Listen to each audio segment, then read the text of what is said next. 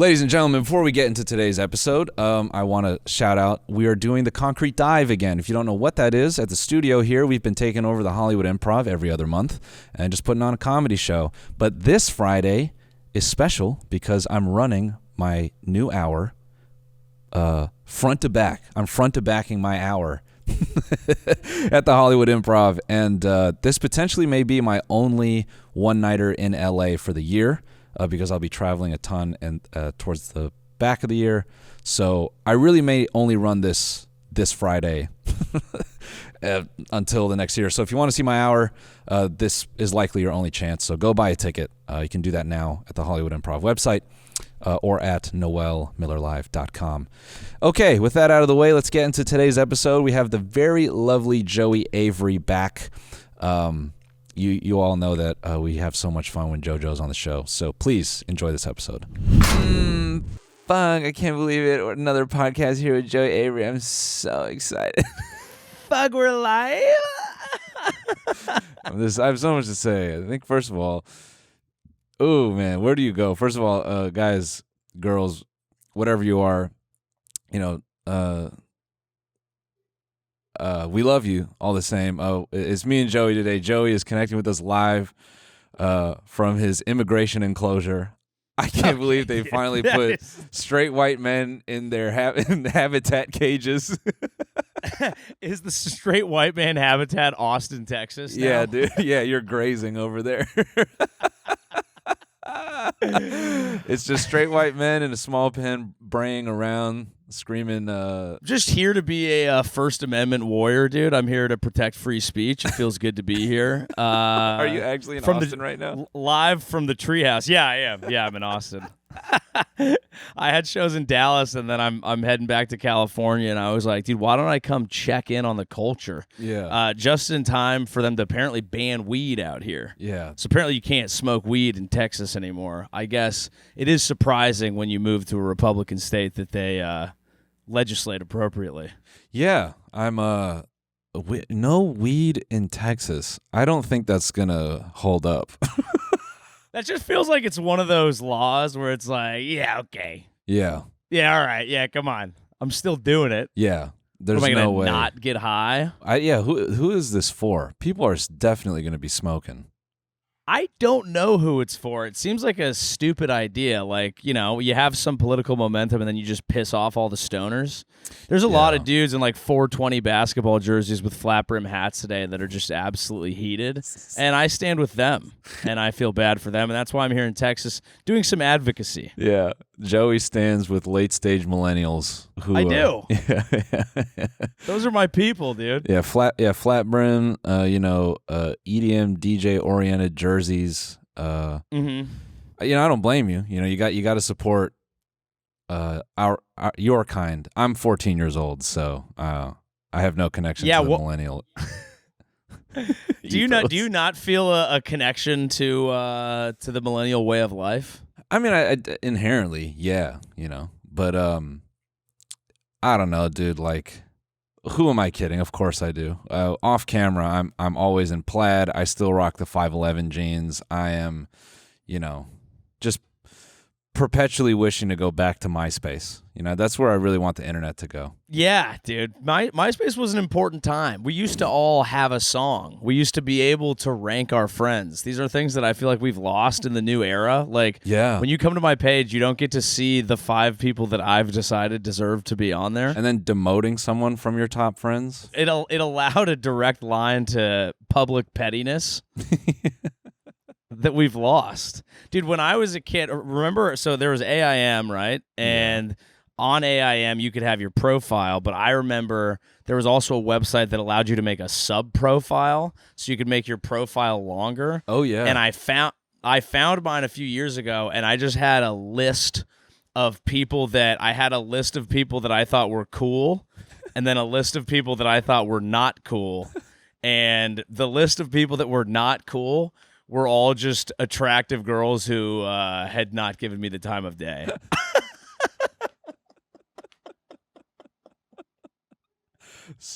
Dude, bold. We were bold teenagers. I mean, that's Well, really, I was the pickup artist. That's negging, dude. I didn't even know it at the time, but I was adhering to whatever the rules. that's what I'm saying. Like, it's so. I mean, I'm imagining like the modern version of that. I just picturing some fucking kid on TikTok being like, the huzz I don't fuck with, and he's just doing a thumbs down, and then it's just flashing through their like actual yearbook photos. Just like, Yeah. fuck these bitches.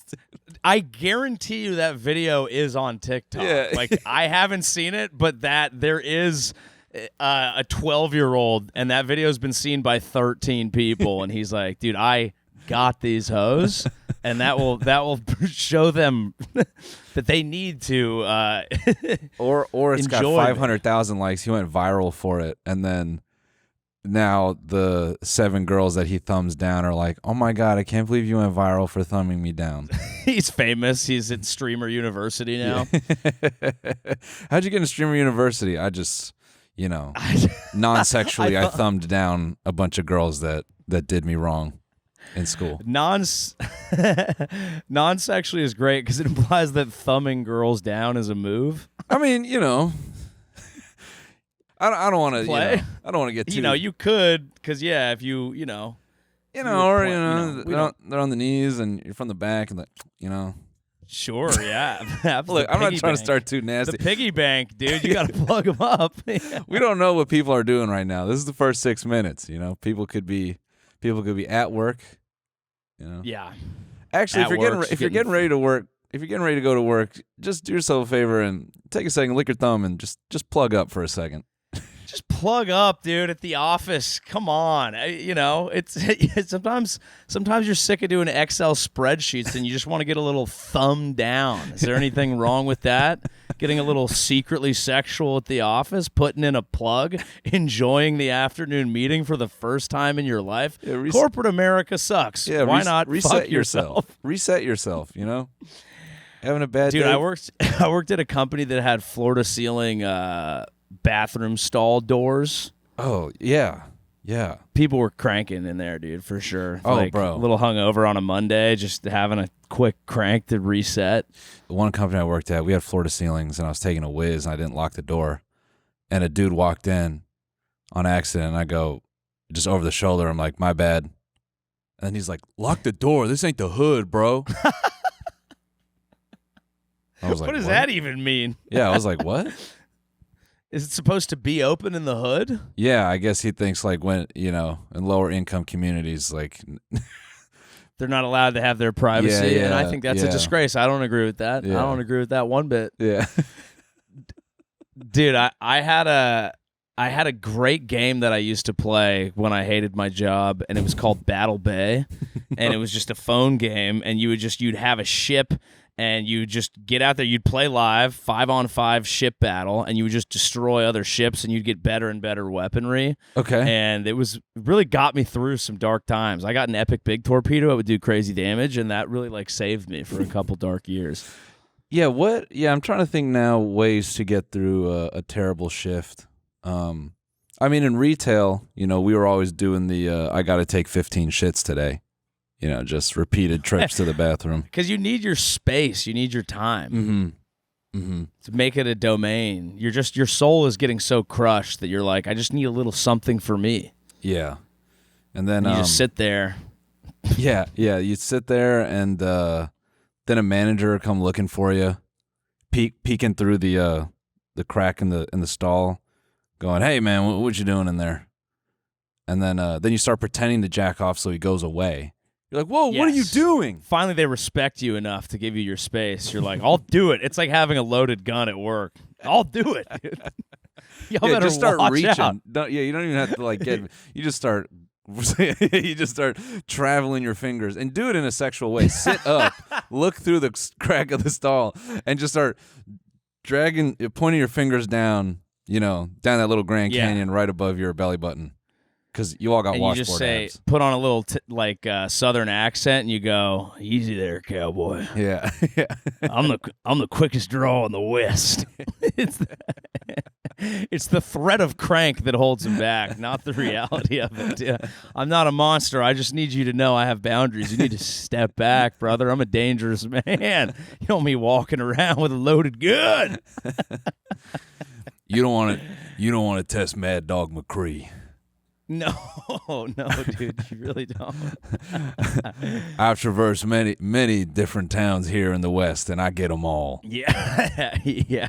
Yeah, dude, the other thing I think that's important at work is like, obviously there's a lot of people who take caffeine as a lifestyle too seriously. Yeah. Like, you don't need mugs that are like, don't talk to me till I've had my caffeine. I don't really need that person in my life. Yeah. But caffeine is important because work is so boring sometimes that you're like, I need to do a drug. Yeah. And this is your best case scenario. Well, I mean, I see all the young guys working retail talking about how they hit the blinker in the bathroom, which is, shout out to the boys and girls. Shout out to anyone hitting the Benjamin on the clock. That was not something you could really dream of doing.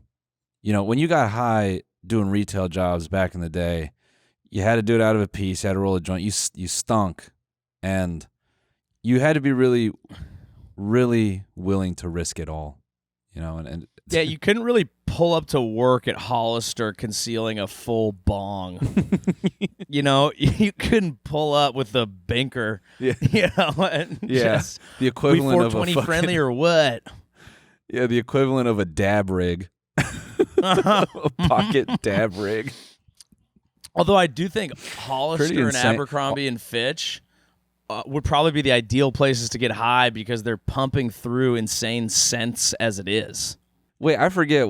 Did you say you were one of the guys they put you in front of the at the front? Remember when they'd have like the naked guy standing at the front of the store? Oh, I recall, and that wasn't me, but the fact that entered your mind is flattering, and I appreciate that. That feels like a Joeyism to me. I feel like we'd be walking down a street in, Iowa, going to get a coffee pre-show, and then you'd go, yeah, I stood in front of the Hollister for like 6 months. That was my summer job. Yeah, that does sound like something that I would have done, and yeah, I would have done it. And back during that time, I would have been great, dude. Puka shells, tan, just vibing, looking great. Wait, where were you this weekend? How you were in Dallas? I was in Dallas. Man, we should have two-manned Indianapolis. Is that where you were? Yeah, dude. Indy 500. You would have gone nuts. I would have been with the people out there. I think so. I think, yeah. I did not really understand the spectacle that is the Indianapolis 500. Holy hell, dude. The shirts I saw. Within a minute of getting there, dude walks past us with a shirt that says, "Kill the Kardashians." Okay. We are not fucking around here in Indianapolis. Dude. He walked past and some guy we were with was like, "Today?" Yeah. Do I have to? That seems crazy. It does seem like I have not been to a proper racing event, but it does seem like a place where you would feast with a well-slogan shirt. It's the slogan shirt capital of America, I think. Yeah. I don't know if you gotta kill any celebrities. I don't know if you gotta go with that, but there are definitely a ton of funny ass shirts. There was a guy. He went pretty viral. His shirt was like it was something in the vein of like, I think Indy Barstool posted it. It was like call me a gorilla the way I could beat off 100 men or something like that. Oh my god. Yeah. Dude. Hey, strength, power, forearms, there's a lot to appreciate about that. Oh yeah. How was Dallas? Was it everything? Dallas.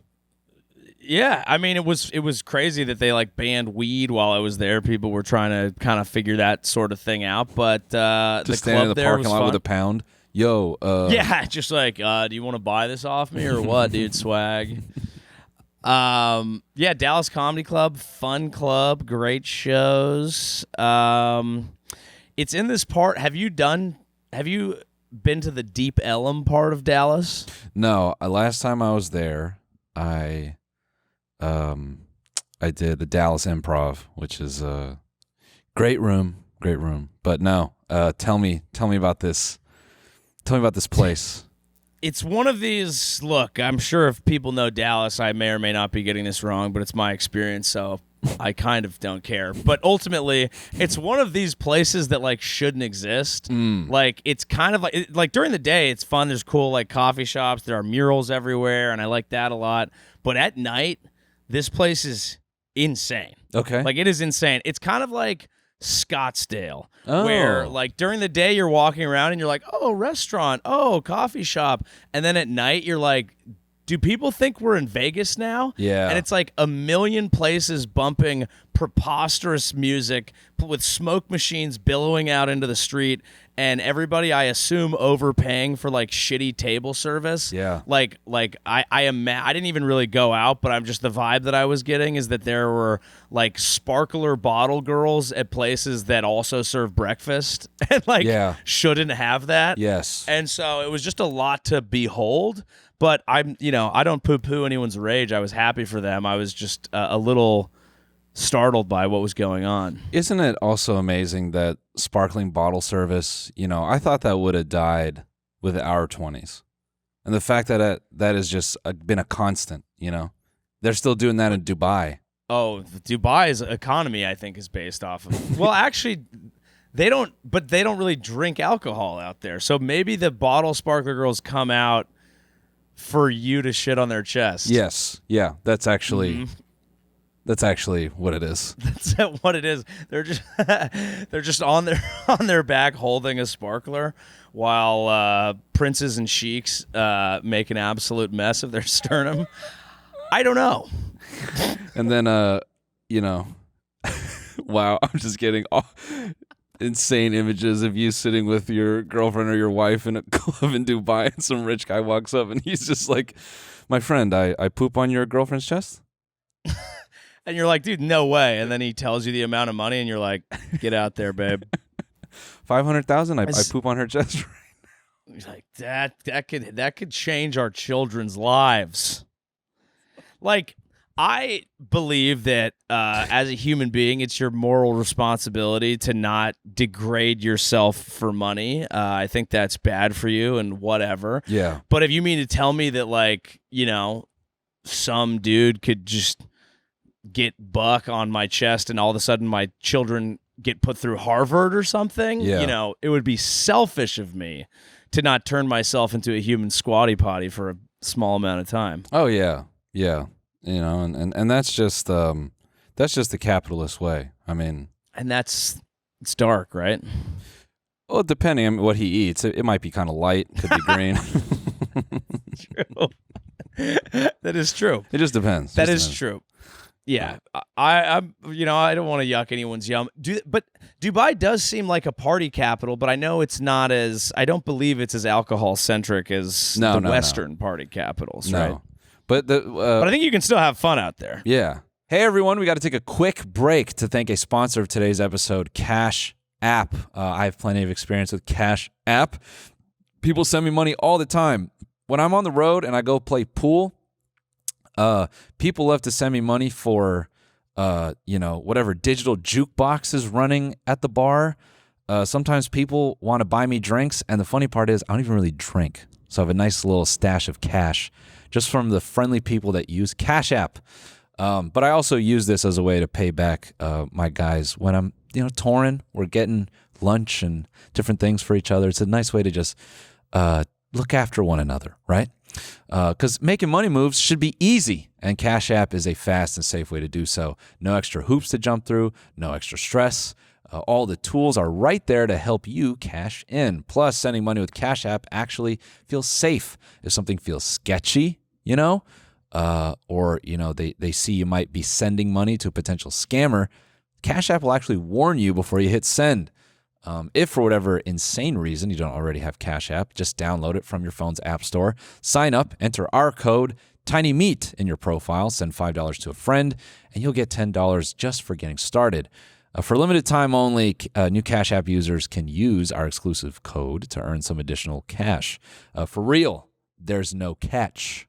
Just download Cash App and sign up. Use our exclusive referral code TINYMEAT in your profile. Send $5 to a friend within 14 days, and you will get $10 dropped right into your account. Terms apply. That's money. That's Cash App. Hello, everyone. We want to take another quick break to thank a sponsor of today's episode, BetterHelp. Men today face immense pressure to perform, to provide, and keep it all together. So it's no wonder that 6 million men in the U.S. suffer from depression every year, and it's often undiagnosed.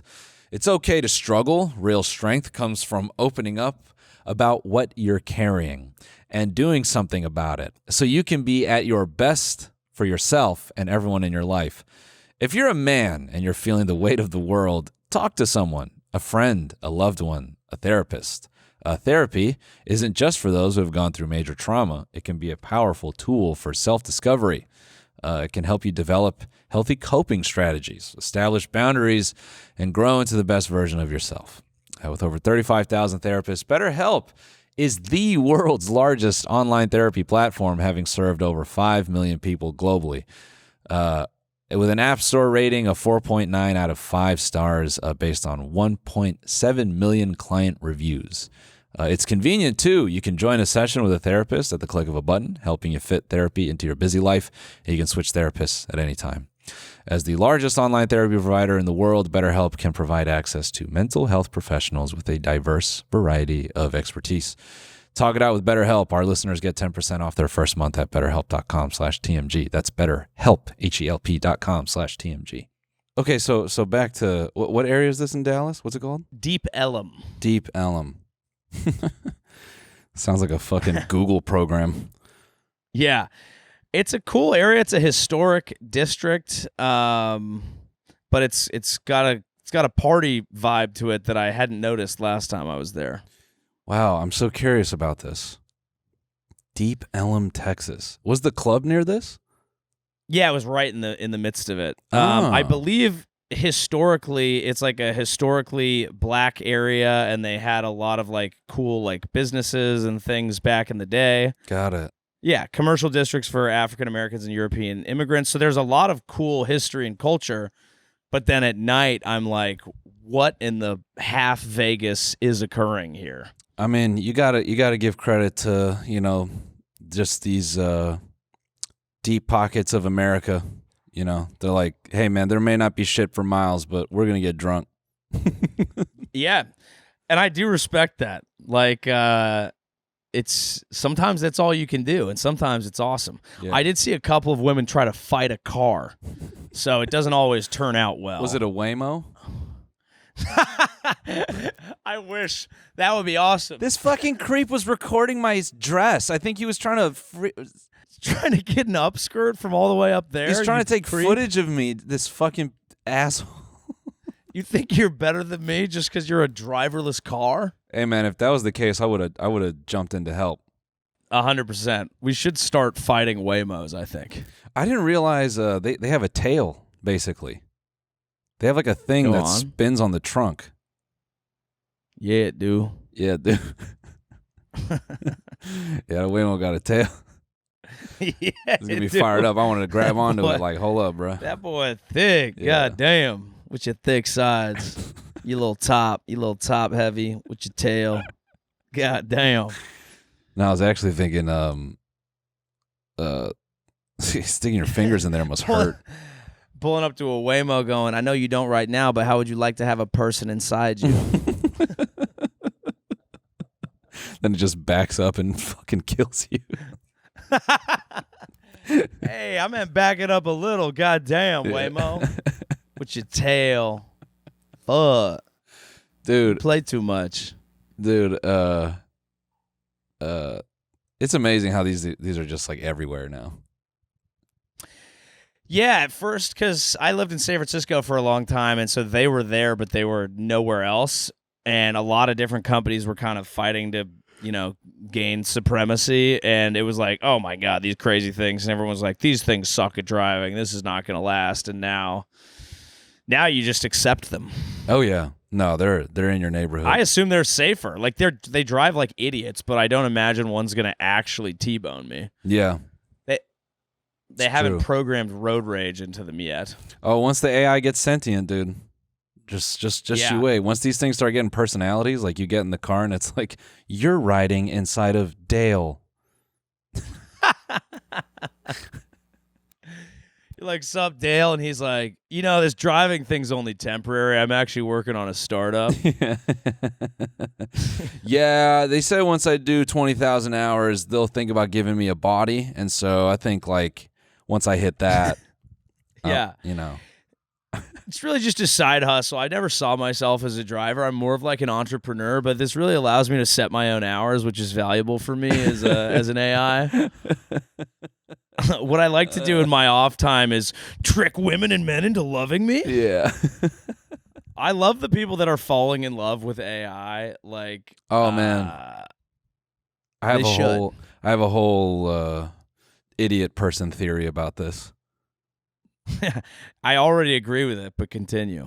No, my idiot person theory is just that a lot of our relationships exist over text now, so it's easy to like connect with an AI because most people are just like texting and sending gifs and group chats and stuff, and you don't like really see people as often. So we're used to communicating in that way, so just another thing coming through that medium feels more human, essentially. yeah, it's like I think it's easy to buy into, and then Yeah.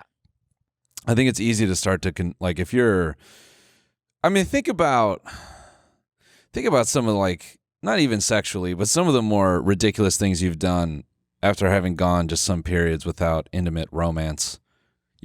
Obscure things you've bought, weird hobbies you've picked up. I mean, if a robot just starts feeding your ego even a little bit, it's not going to take much for a human being to be like, this is my girlfriend now. It'll take almost nothing. And also, I think there's something about text. Like, if someone comes up to me on the street and is like, hey, can I ask you a question? I'm like, get the fuck out of my face, you freak. Yeah. But then you get that text that's just like, hey, are we meeting up or whatever? And like, there's a part of you that's like, hold up. Yeah. What if this is like it's stupid, but then there's a part of you that's like, what if this is like Tom Cruise or Scarlett Johansson, and like I actually am missing out on this great chance to meet up with this incredible person that clearly got my number and it's not there. Yeah. But if you were a dumber, weaker person, it's really easy to be like, oh my God, this beautiful Asian woman wants to be a part of my life. I can show her all the swords I have in my mother's basement. I've been waiting for this beautiful Asian woman. I'm just assuming this is a character that's into that. Yeah, dude. I mean, and how fat choy. there's also the willingness to participate if you've been alone for a while. You might know you're like, it's a bot, but I don't give a fuck. Yeah. Well, scams are getting so good, I've realized that like they found out, I imagine through Facebook, but they found out that I'm a comedian. So the scams that I'm getting are like invites to popular podcasts. Oh. Like, I know that I wouldn't get an invite, but I get messaged to go on the Drew Barrymore show like every day. Wow. And they'll follow up with me. Wow. Yeah. That's a smart scam. Now, I'm not an idiot, but if they get I'm going on the Drew Barrymore show tomorrow. If they get the right AI profile, they might convince you to send $15,000 to go on the Drew Barrymore show. Yeah. That's all what they're doing. They're like, we'll pay you they're always offering like thousands of dollars, and I think they just want like routing numbers or something. Yeah. We'll give you 4,000. Just give us 4,000 first, and then we'll send it back. Yeah, that sort of shit. And I'm like, I've guessed it on enough podcasts to know I'm not getting $4,000, but nice fucking try. Come on. But we had to, just so everyone knows, we had to pay for this free time for Joey in the his straight white male enclosure. You had to pay off the authorities. Yeah.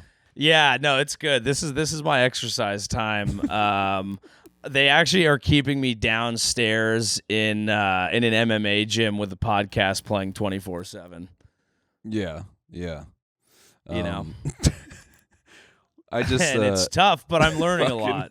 Now I'm only allowed to eat supplements. Guys, I'm not trying to be glib about people being deported. That's important to note. I was just running with the bit that you started, so I want to make that clear. It is worth saying that I'm not being glib about people being deported. Now I feel weird. Now the joke isn't fun because I'm thinking about reality. Correct, but I think we, got a lot of mileage out of it, and then you made it clear that we're not doing that anymore, and I think that's appropriate too. But the reason that I think it works, if we're gonna really go into the, because you've turned the tables on the concept, and it feels like you're making fun of the perpetrators. I think actually, if you really think about it, it's a really intelligent piece of satire. Thanks, dude. Thanks. And that's the important work we're doing as podcasters. We're really Yes. This week on Explain the Joke. Yeah. Yeah, this is a comedy podcast, by the way, where we explain the jokes just to make sure that you understand that we're kidding. We do 30 minutes of jokes and then an hour and a half of exposition. So the joke that we're doing here is that actually it's not good when you explain jokes, and it's kind of a meta commentary on what we're currently engaging in, which is what makes it a bit of dry humor, but humor nonetheless. Yeah. Next, yeah. Why did the chicken cross the road? That's a great question, man. Bro, are you so where are you going next in Cali? NorCal?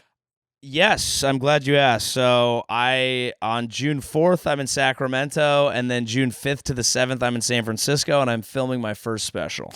Ladies and gentlemen, Joey's doing it. We're doing it. He's putting it on tape. That's right. And everyone's like, that's so exciting. Where's it going to air? And I'm like, yeah, well, we'll see. But at the very least, I've signed an exclusive deal with my YouTube channel. Yeah. Which will be airing the special. But who knows? Maybe Quibi, CISO. But I'm excited. I'm pumped. I'm pumped to get it out. We got to get our.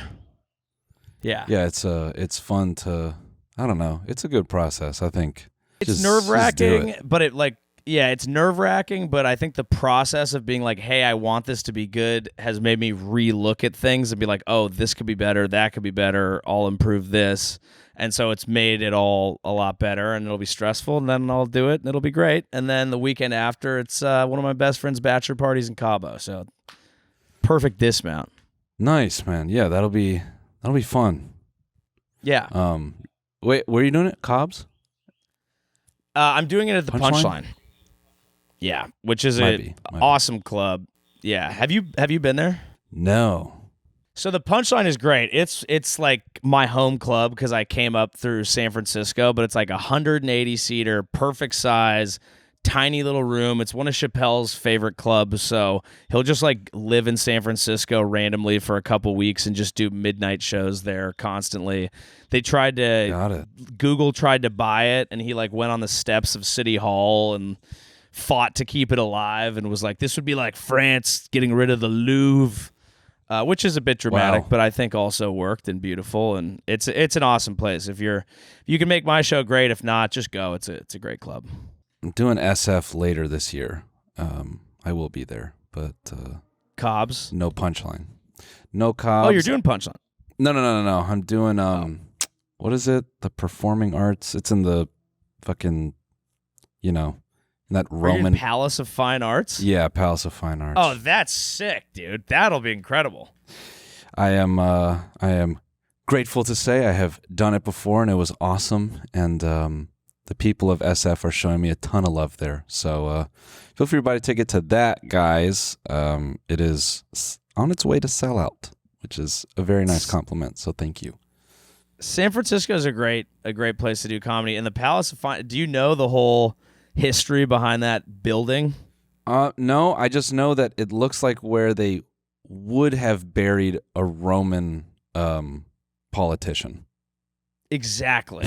And so since we weren't blessed with any Italians to bury there, what it was is they built it for the World's Fair. Okay. And just because they built all these installations to have the World's Fair, and it was this whole ordeal, and then they're tearing everything down, and the citizens were like revolting, and were like, you have to keep this. This is not leaving. And so they had to like rebuild it and make it permanent because people were going to flip their shit if they got rid of this installation they built for the fair. Wow. Yeah. We got to bring back the World's Fair, dude. That used to be like a popular thing. What is even the World's Fair? I'm ignorant. I barely know, but I know that it's like, I think that's why they built Navy Pier in Chicago. And so there's all these parts of cities because it would be like, we're going to have one fair and everyone's going to come, and it was your city's It was like the Olympics, but I think people were just eating funnel cake is what I assume. Oh. I imagine during the time there was a lot of bearded ladies. I'm not really sure. So it's the Flexing World Tour? Basically. Wow.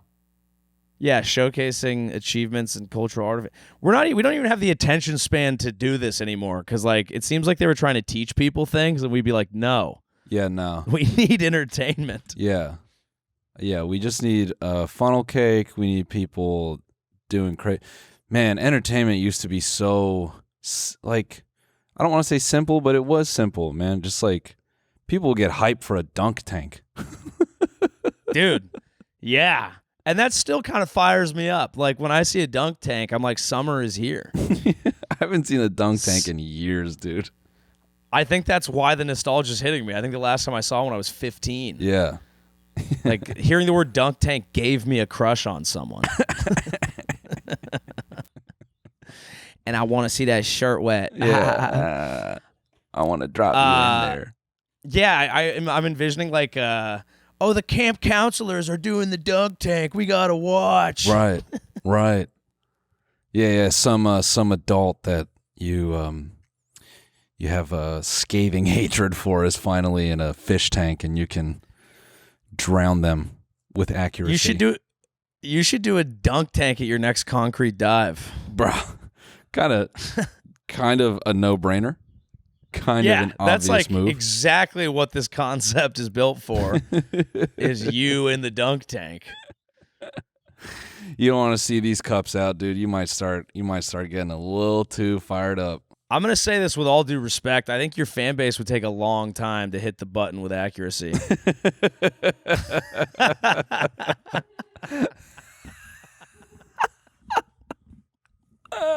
And they know that, and that's fine. Yeah. You know, but you're gonna wake up the one like D3, you know, fucking former college pitcher who's gonna be like, nah, I'm a chill stoner now, but don't get it fucked up, man. I put a heater on you. I believe that. I know that guy's frothing. He's throwing a bullpen right now. Yeah. He's like, you fucking what, dude? And from one failed pitcher to another, I tell you, it's on, brother. Oh, that's right. Oh, yeah. Joey played ball. It's on, brother. Joey played a little ball. Yeah. Little ball. He did play a little ball. I mean, dude, have you ever pulled up to a carnival and just brought out those skills and, you know, what's the rigged game where you got to, what is it, pins? I forget. What is it that you got to knock down? You know what I'm talking about? That carnival game where it's like kind of rigged for pitching. I'm trying to think because the last time I did a carnival, the ring toss put me in a blender. The ring toss is like, I get obsessed and it's like impossible and it freaked me out. But I like doing the one where you set the miles per hour score. But the problem is I'm kind of scared because I have the muscle memory to generate torque, but I'm also worried that I'm just going to tear my rotator cuff trying to do it one time for no reason. Oh, yeah. Scary shit, dude. Yeah. Dude, fuck comedy. Just go back into baseball just tomorrow. Just got to go into ball, dude. Y'all need a 34-year-old who's been riding the pine for a while, dude. Bring me back. I feel like a minor league team should sign me just because I might be able to help them sell tickets. Yeah. Like, let's help each other out. I can put a few butts in seats, and you can help my father be proud of me finally. Bro. So let's... What is that? What is it? Banana? Oh, my God. It's that, like... The Savannah Bananas. Savannah Bananas, yeah. Yeah, I was talking to Eric Burns, who's a former baseball player, and he was like, dude, we got to commentate one of the games together. And I was like, yes, let's do it. And then I followed up, and he didn't reply. But I want to commentate one of these games. Who, like, is it their own league? Or They are essentially the Harlem Globetrotters of baseball. right. So they play one team. They play the Party Animals. Oh, so that's it's right. Savannah that's right. Bananas versus the Party Animals. And then they go on tour and they basically sell out Major League Baseball stadiums. And they have all their like gimmicks and fun things. And I mean, the kids love it. Like if I had a 12-year-old, I'd probably like go on tour watching this with him because I think they're just so pumped because like they like TikTok. I want them to like baseball. Here's a perfect marriage of things that require no attention span and a ton. This is where me and Joey are going. Sorry, I'm just getting so enveloped in like how we could just drop everything and do this instead. I think we should join the team, dude. Yeah. You know, because like I can ball, but I also have choreographed a few dances in my day. I'm not gonna lie to you. Yeah. I could play. I used to. I could play like an equipment manager with a lot of tude. Yeah. Just a subplot. Wait, so you say you've choreographed dances. How choreographed we talking, brother? So I realized, I think my sophomore year of high school, that we did like you know how there's powder puff, the girls would play football, the guys would do cheer. Right. So me and my friends, no one wanted to do it. We were like, hey, let's do it. We choreographed the dance to Tearing Up My Heart in sync. And immediately we're getting attention from the junior girls, the senior girls. Everybody's like, oh my God, that was so funny. I realized dancing was the key. So this set off a series of dances. I was doing like these big dance battles in front of the school, all very sexual. I would stuff my crotch. I would do whatever I could to try and get attention. Then I joined the rally commission so we could do more dances. Then when I was in college, the fraternity would do like a dance in front of all the girls to introduce the freshmen. And ultimately, that's how I met my wife.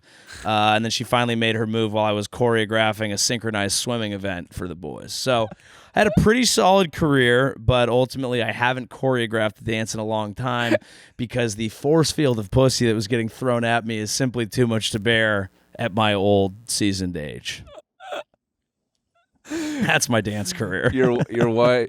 So dancing took you to your wife, and then your wife was like, you know, she has your dancing shoes in a locked box because she knows. She ultimately, like, she would let me do whatever I want, but out of respect, I don't summon the power of the Kraken in her presence because I think that would be just rude.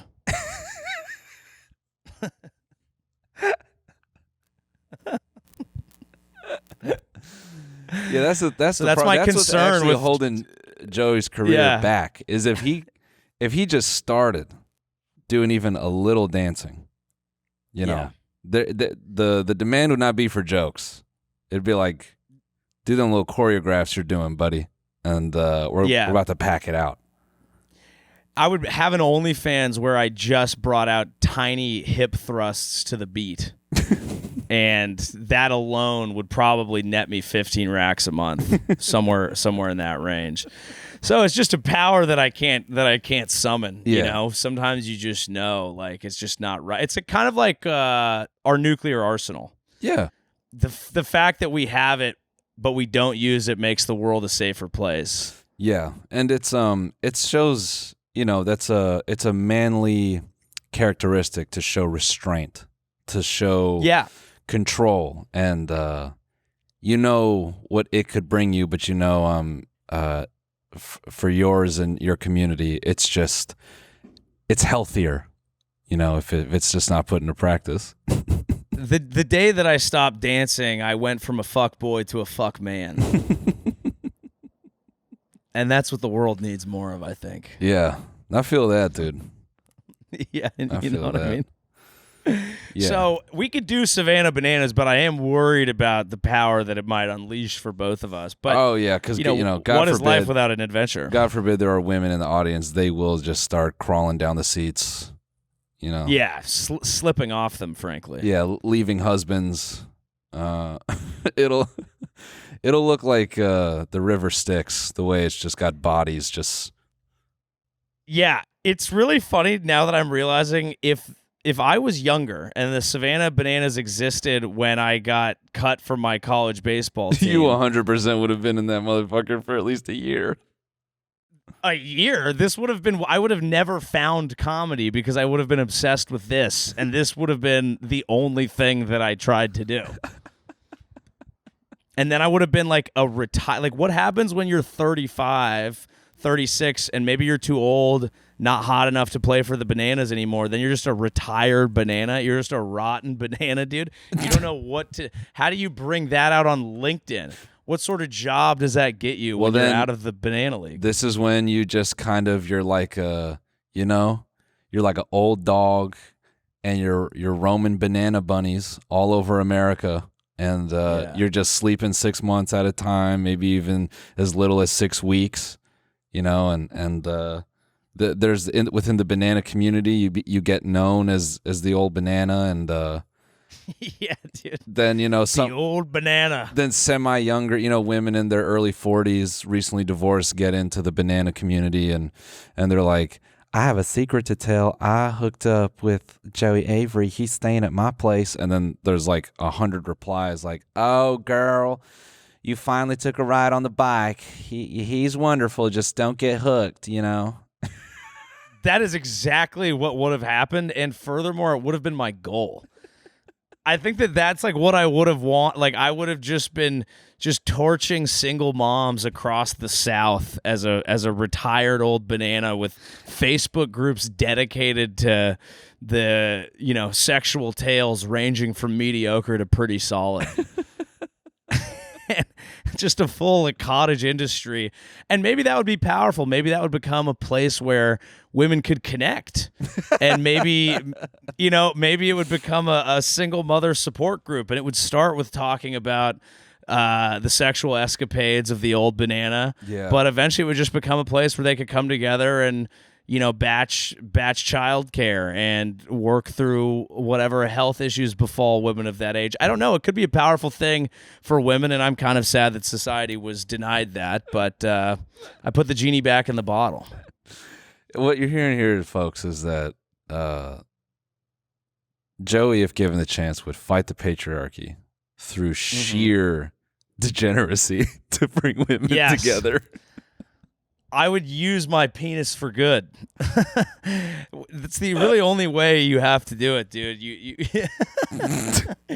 you have to fight demons in a language that they understand. Yeah. So the appropriate level of womanizing in a different life that I did not live could have been the thing that finally changed it all. We will not know until one of the current Savannah Bananas retires and fulfills this destiny that I was unable to, given my era. But we all have to be a man of our time. Yeah, that's true. And, I was in college during podcasts, so I became a comedian. But now there's TikTok baseball, so different avenues have opened up. Oh, yeah. I mean, isn't the guy who made this like a bazillionaire? I thought I saw something he does like very well. I mean, look at that stadium, dude. Yeah. And he doesn't have to split revenue. Like, it's not like a MLB thing where it's like we have ownership, rev share deals, whatever. It's like we're the Bananas. I own 2 teams. We tour the country selling out. 81,000 fans. Wow. In Clemson. So that's a football stadium, a college football stadium, which means that is way bigger than any MLB stadium, and in fact bigger than a lot of NFL stadiums, because college football stadiums are the biggest stadiums we have. So which is a whole nother concept. Crazy. Are they really? A lot of them are. So the Big House in Michigan, in Ann Arbor, where U of M plays Go Blue, 100,000 seater. Wow. Which is more than most NFL stadiums. So, yeah, college football, arguably bigger business. Well, I don't know across the board because NFL is king, but like in terms of in-person attendance, the roots college football has go deeper than the NFL. That is really interesting. Isn't that kind of shocking? It is. It's actually taking me back. That, yeah. That is wild to think about, that a college team could essentially blow out an NFL team in in-person viewership. It's crazy. Yes. Yeah. It's because, like, so for example, this is Clemson. This is Greensboro, South Carolina, I believe. I've been to this stadium. And it's the only game in town. You know, this ain't like if the New York Giants are playing at MetLife Stadium in New Jersey, that's not as embedded in the culture of New York as Clemson football in South Carolina. Like, it's Clemson and University of South Carolina. Like, those are the two teams. My friend was born in South Carolina. He says when you're born there, they give you, you know, pink or blue, boy or girl, and then they give you Gamecocks or Clemson. You're born into one of the two things, and it's just like it runs deep. It's part of culture. Yeah, that's unfortunate that you get indoctrinated into a football team. The propaganda, dude. The propaganda is tough. It starts early. No. I mean, you know, and you know, if that's one of you, if you were brought into one of those cults, you know, you know, no disrespect to your family or any of that. God bless. Dude, whatever happened to Hunter Biden's paintings? Because he was selling hot at an auction there for a long time. He probably does commissions now. He probably saw the type of scratch he was making, and he's like, oh, shit. Yeah. Like, Hunter's paintings were a big deal while Joe was in office, and then people were like, well, that's corruption. It was like, no, it's just art. But I don't think he's selling paintings. Look at those veneers.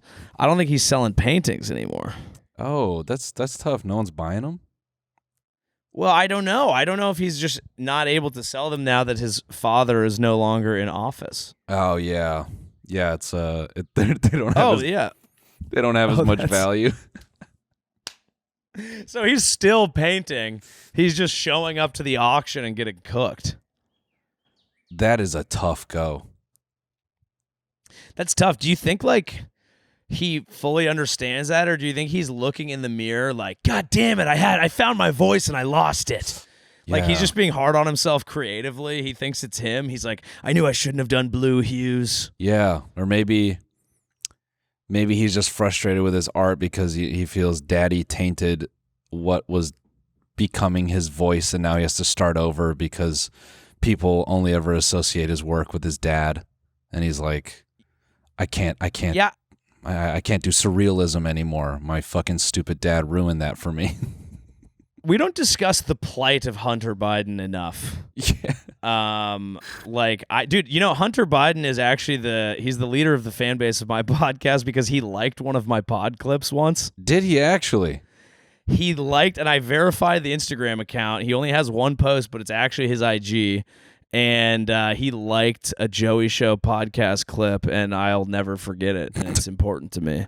So I'm kind of a Hunter Biden apologist. I think we don't discuss how things have been hard on him enough. Like, for example, some of these paintings, yes, maybe they're overpriced.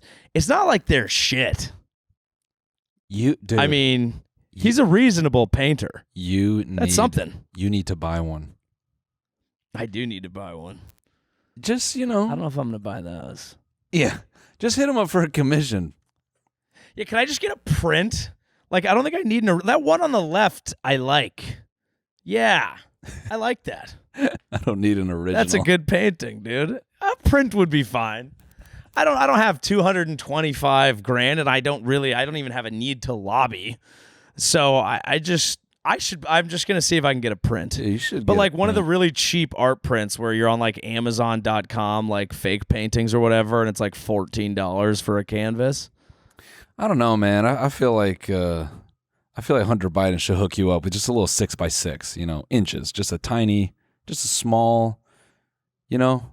And then an original Hunty B is a nice piece to have in the apartment. And that's what I think gets lost in this conversation. Everyone's like, oh, people are buying influence, he's corrupt or whatever. It's like, if you had friends over and you're showing off your paintings and one of them is a Hunter Biden, tell me that's not a show-stopping conversation piece. And you make it real innocuous. It's just like a little 6x6 sitting on the bookshelf. It's amongst other things. And you just kind of casually walk up. You're like, this is a Hunter Biden original. And people go, what? What? Yeah. You just go, oh, sorry, what's that? Oh, yeah. I thought you might notice. It does stand out. That's a Hunter Biden original.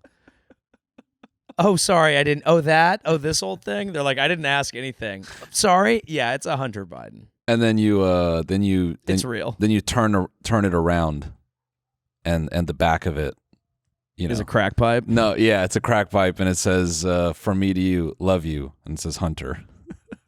Oh, yes. A nice little thing. Yeah, personalized image.